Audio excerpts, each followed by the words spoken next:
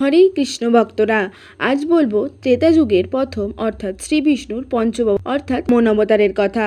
ভক্ত প্রহ্লাদের নাতি রাজা বলি, যাকে আমরা দানের রাজা বলেও জেনে থাকি, তার বলের দ্বারা পৃথিবীর লোক দখল করে। এরপর সে চাইছিল এবার সে স্বর্গলোক দখল করবে, এর জন্য যজ্ঞ করা শুরু করে।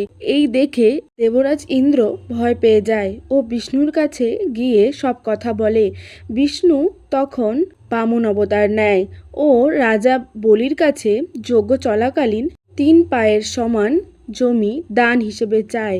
রাজা বলি তা কিছু না ভেবেই দিয়ে দেয়, তার গুরুদেবের কথাও শোনে না। সেই সময় ভগবান বিষ্ণু তার আসল রূপে আসে এবং তার প্রথম পা রাখে পৃথিবীতে, দ্বিতীয় পা রাখে স্বর্গে, তৃতীয় পা সে রাখার কথা ভাবতে রাজা বলি তার মস্তক বাড়িয়ে দেয়।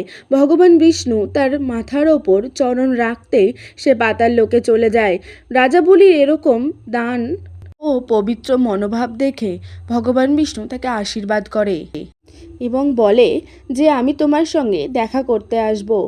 এই 4 মাস যখন ভগবান বিষ্ণু শয়নে থাকেন, সেই 4 মাস বলা হয় যে তিনি রাজা বলির কাছে সময় কাটাতে যান এবং তাকে দর্শন দেন।